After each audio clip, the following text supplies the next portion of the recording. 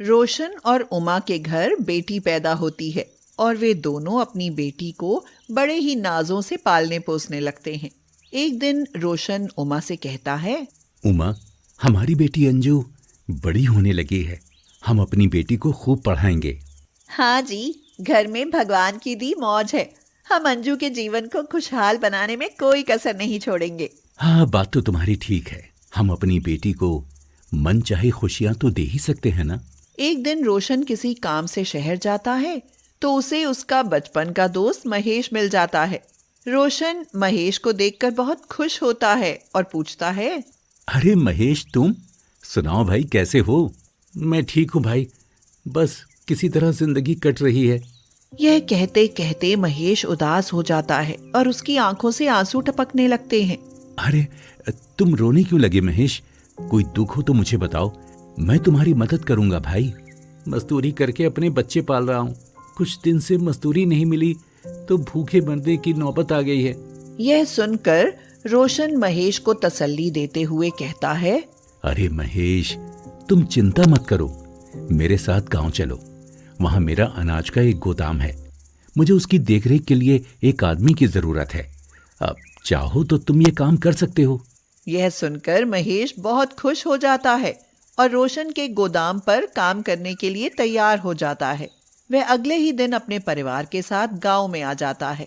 देखो महेश, वैसे तो तुम्हें यहाँ कोई परेशानी नहीं होगी, मगर फिर भी कोई परेशानी आए तो बता देना दोस्त। रोशन, मैं तेरा ये उपकार कभी नहीं भूल पाऊंगा दोस्त। अरे इसमें उपकार या एहसान कैसा दोस्त, दोस्ती में इतना तो चलता ही है। अंजू की उम्र की महेश की भी एक बेटी थी जिसका नाम मंजू था। एक दिन मंजू महेश के साथ रोशन के घर आती है तो वह अंजू को नए नए और सजीले कपड़ों में देखकर हैरान रह जाती है। तुम्हारा क्या नाम है? मेरा नाम अंजू है। और तुम्हारा क्या नाम है? मेरा नाम मंजू है। तुम्हें ये इतने सुंदर कपड़े किसने दिलाए? मेरी माँ ने। रोशन और महेश आपस में बातें करने बैठ जाते हैं और उमा उनके लिए चाय लेकर आती है तो अचानक ही उसकी नजर मंजू की फटी पुरानी फ्रॉक पर पड़ती है। माँ देखो, मंजू की फ्रॉक फटी हुई है। मेरे पास एक भी नया कपड़ा नहीं है। तू ठहर, मैं अभी तेरे लिए कपड़े लेकर आती हूँ। यह कहकर उमा अंजू के पुराने कपड़े लाकर मंजू को दे देती है और कहती है, लो बेटी, आज के बाद तुम्हें फटे पुराने कपड़े पहनने की कोई जरूरत नहीं। ये कपड़े नए तो नहीं हैं पर नए जैसे जरूर हैं। उमा को यह करते देख महेश कहता है, अरे भाभी, इसकी क्या जरूरत है? क्यों भाई, जब हम दोस्त हैं तो मंजू भी तो हमारी बेटी जैसी ही है। अगर वो अंजू के कपड़े पहन लेगी तो क्या आफत आ जाएगी? उस दिन के बाद मंजू अंजू के पुराने कपड़े पहनने लगती है और फिर धीरे धीरे वे दोनों सहेलियां बन जाती हैं। अंजू महंगे प्राइवेट स्कूल में पढ़ने जाती है तो मंजू सरकारी स्कूल में। मंजू, तुम्हें जिस भी चीज की जरूरत हो ना, मुझसे मांग लेना। तुम्हारी सब पुरानी चीजें तो मेरे काम आती हैं, फिर मैं तुमसे और क्या मांगू? हाँ, वह भी सही है। समय बीतता जाता है और धीरे धीरे दोनों सहेलियां बड़ी हो जाती हैं। एक दिन रोशन उमा से कहता है, सुनो उमा, कल मनोज अपने परिवार के साथ अंजू को देखने आ रहा है। मनोज क्या करता है जी? हमारी अंजू उस घर में खुश तो रहेगी ना? मनोज का अच्छा कारोबार है, वहां हमारी अंजू बहुत खुश रहेगी। उधर गरीब महेश मंजू की शादी रमेश नाम के एक गरीब ऑटो चालक से तय कर देता है। बेटी, रमेश तुम्हें पसंद तो है ना? बापू, जब आपको पसंद है तो मुझे भी पसंद है। शाबाश बेटी, मुझे तुमसे यही उम्मीद थी। एक तरफ अमीर बाप की बेटी मंजू और मनोज की शादी एक शानदार बैंक्वेट हॉल में बड़ी ही शानो शौकत से होती है तो दूसरी तरफ गरीब महेश की बेटी मंजू और रमेश एक सस्ते से टेंट के नीचे फेरे लेते हैं। अंजू सजी धजी महंगी कार में विदा होती है और रमेश मंजू को अपने ऑटो रिक्शा में दुल्हन बनाकर अपने घर लेकर आता है। मंजू, लो आ गया हमारा बंगला, अब उतरो। मेरे लिए तो अब यह साधारण घर ही बंगला है जी। शादी के बाद अंजू रानियों की तरह रहती है और खूब मन चाहा उड़ती पहनती है। उसका पति उसे सैर सपाटे पर भी ले जाता है। अंजू, देखो मैंने हवाई जहाज के 2 टिकट बुक कराए हैं। वो किस लिए मनोज? अरे भाई, हम दोनों गोवा घूमने जा रहे हैं ना। सच? फिर तो बड़ा मजा आएगा। उधर मंजू गरीब ऑटो वाले के घर साधारण जिंदगी जीती है। कुछ दिन बाद अंजू और मंजू मायके आती हैं तो दोनों एक दूसरे से मिलकर बहुत खुश होती हैं। सुनाओ अंजू, कैसी है? बहुत अच्छी हूँ मेरी बहन, ससुराल में मौज कर रही हूँ।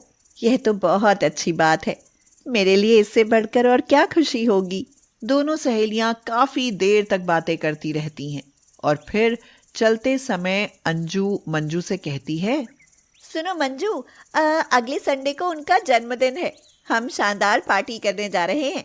तुम जीजू के साथ जरूर आना। हाँ, इस बहाने हम दोनों सहेलियों के पति भी एक दूसरे से मिल लेंगे।